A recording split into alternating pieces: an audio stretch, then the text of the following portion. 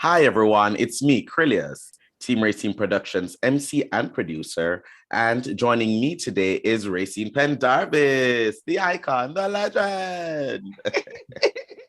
Greetings and salutations to all. Greetings to all. And we have a special guest with us, writer, author, Hari Ziyad. Welcome. Hello. Hey, welcome. We are so glad that you are here with us. It is certainly a pleasure. I want to start this off with you just giving a brief introduction to the audience of yourself. Yes, so I am a writer, editor. I launched a website called Race Baiter. That's a digital publication for Black stories, Black writers, Black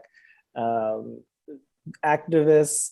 That has been going on since 2015. But I'm also a screenwriter and author. I currently write on the show The Neighborhood on CBS. And I'm the author of Black Boy Out of Time that came out at the beginning of this year, and which we'll be talking about today. Certainly. It is great to have you here. It is such a wonderful book. It's good to have you. Let me ask you something. Did you think when you created this book that it would have such a wide variety, this big buzz about it? Because I heard about the book before I even met you. Oh, no, I didn't really know what to expect. This is my first book. And I did it through a kind of non-traditional publisher. It was one of Amazon's imprints. And they've been doing books for a bit, but they're not one of the like big five publishers. And they are very much about, pushing things through Kindle and things like that. So I didn't really know how that was going to affect the audience. And I kind of just went with the flow. I think, as has been the case with all of my work, like it's been about my community that I've built through things like Race Baiter. So I was just interested in making sure that it was stories that spoke to them. And then I was expecting and hoping that if that was successful, then those stories they'd share it with other people. So yeah, I didn't really know what was going to happen, but I prayed for the best, and I'm happy with how it resonated. It's amazing. Wonderful. And, it's your first book, so that's one thing that's already exciting, but you're also telling a really personal story. Tell me about the process of writing this book, your first book, and what it was like putting those words and those stories to paper. Yeah, so I'd been writing for different publications for a couple of years, and I kind of am always interested in exploring larger social political questions through personal story. And so I've been doing that in smaller format through essays for a bit. And that's how I learned how to understand larger ideas like prison abolition and deconstructing the gender binaries through hearing the stories of individuals and told in a really personal way. And so I knew that if I wanted my work to resonate, that I would do the same thing. It was harder to do it on this scale in a whole book. Essays, you can take some time and then it's done, and then you can take some time away. But I was working on this book for 3 years. So it required a lot of therapy to do that, which is a big part of the book. I was talking about how therapy is a part of this process of understanding gender and my relationship to my mother and prison and policing's impact on my life. But the book itself also became very therapeutic. I think it was necessary for that to happen. I couldn't just leave these stories on the page and then not engage with them. They kind of became a part of my life. And I started to process everything that I was going through these stories, through writing to my younger self.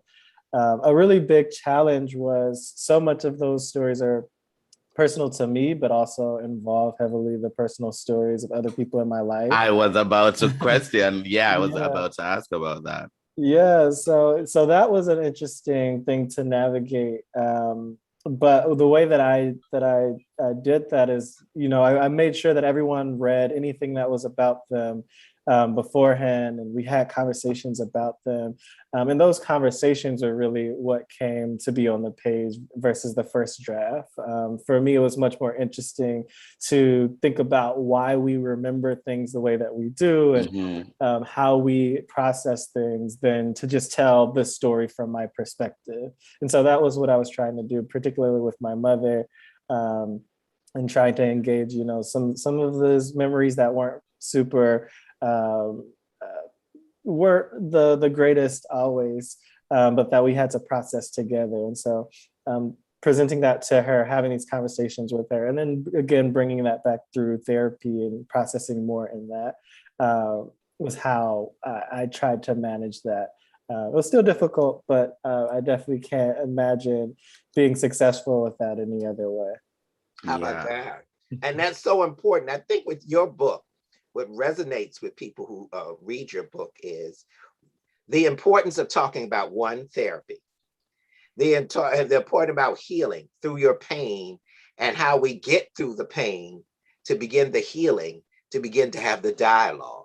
So it is something that all of us can relate to. It is your story, but yet it's relatable to everyone who understands the importance of healing and being in a place that is understanding to let go and begin to do the work to get to the other side.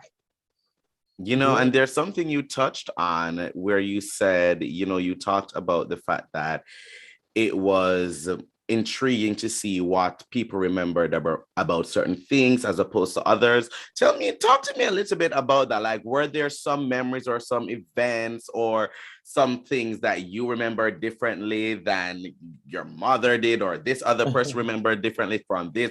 Like, and you kind of saw how everyone's perspective was basically shaped by their own thing going on, their own environment. Was there anything that happened like that? Stories probably differing between people or anything like that? Yeah, I think every story, every single story that I touched upon in the book had that. Some of those differences in perspective were larger than others. Usually, it was really easy to be like, okay, like I'll take that, and I'll change some things.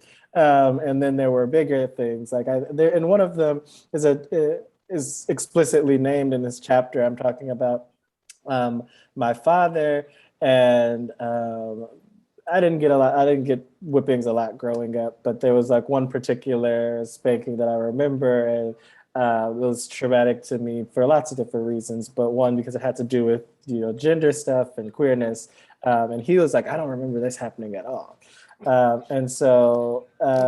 And he was like really adamant about that. And I was like, but I kind of like, I don't think I would have just made this up. And so that chapter, that chapter became about, why are we so attached to these versions? And it's not just about him. Like, obviously, I think that there's some things he needs to explore about why he was so adamant that this didn't happen. But I also think, me being so tied to this particular version of the story, when it's really not about this specific incident. It's about how I learned to police my gender and what my father taught me about that in general. And this is just one specific instance that shows that. But I think we get really tied up, and this is what the book is about, also in these specific moments. When life is much more complicated than that. There's no time is not static, and things don't just exist in this one specific moment in a vacuum. What happens in this moment tells us a lot about what happened before and what's going to happen in the future. And so for me, I was able to reckon a lot more with why I remember that so well, why that was so traumatic to me, this experience, and why it's still sticking with me so much. And then hold that against my father's memories. But every single story had some version of that, which just goes to show that perspective, history is subjective. And I think that will teach us a lot about how we learn history and what's fact. And hopefully will cause us to question that. It definitely caused me to question that a lot more going through this process.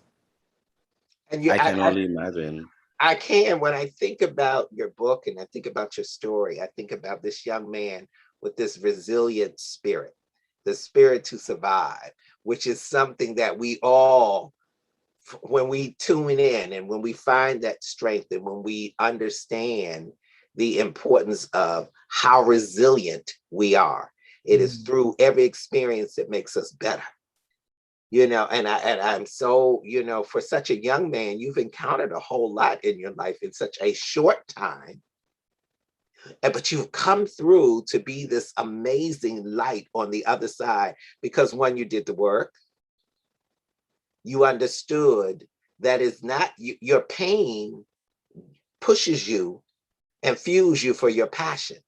But if you don't do the work on that healing and what that may look like, and how folks don't talk about healing, and your book talks about the importance of therapy and healing, but that resilient spirit to see you not broken by everything that you have gone through. And that's so important that you're not broken. You're bruised, but you're not broken. Yeah, thank you for saying that. Yeah, that's and I hope that other people get to take some of those lessons and how I was able to heal and to, I think that there were times when there were broken parts of me, but putting those things together, I think healing through that is what the book is about. And now still doing that, but like you said, coming out of that still whole is something that I definitely want readers to be able to take away from that as well. Certainly. For any young writers out there who, want to learn something from you, what advice would you give to any young writer out there who is, they have all these stories, they're putting them down on paper and, they want to tell the world? What advice do you give to them? Yeah, there's so many things that I wish I knew when I was first starting out. I think one of the main things about writing these types of stories, at least personal narratives, is that you don't have to write with an answer. So I think so often when I was starting off, I wanted to, this is what I'm going to say, this is what the story is about. And that was so limiting to what was possible. For me, the writing process is just that, it's a process. And so I can learn some things throughout it and the story can change and I could have questions even at the end of that process, and that doesn't make it any worse of writing. And in fact, I think a lot of times it makes it better. So I think just coming into the writing with more openness to questions, more openness to not knowing where it's going to end, not knowing exactly what you're saying, and using that writing process as an exploration of that to figure things out, and pulling people along on that ride, I think is much more fulfilling for me. It became much more fulfilling when I learned that I could do that with my writing. Amazing, amazing, amazing. How can people keep up with you, keep up with everything that you're doing, follow you, buy your book, and, catch up with all the latest that has to do with you? Yes, I'm on social media, Twitter, Facebook, Instagram, at Hari Ziyad, just my first and last name. My website is hariziyad.com, and pretty much I need to do a better job of updating the website, but everything of like events and things like that. I also have a newsletter on the website. You can keep up with me there. How great. Awesome. How Thank wonderful. you so much for joining us today. It has been such a pleasure. To the viewers, all the links will be in the description below. Thank you so much for joining us. It was just such a pleasure getting to talk with you and, take a peek inside your mind. Okay, and we love that. And let me say, before we let you go, you are walking in your newness, in the newness of a newlywed, and the newness in a new city, and the newness of the new beginning as a writer on set. So I say to you, we wish you nothing but the best, and continue to walk in your newness. Thank you so much. I really appreciate that. Thank you so much. To our viewers, please continue to follow Team Rayceen Productions and like, comment, share, and subscribe. And most of all, thank you for watching. Bye, everyone. Bye. Thank you for having me.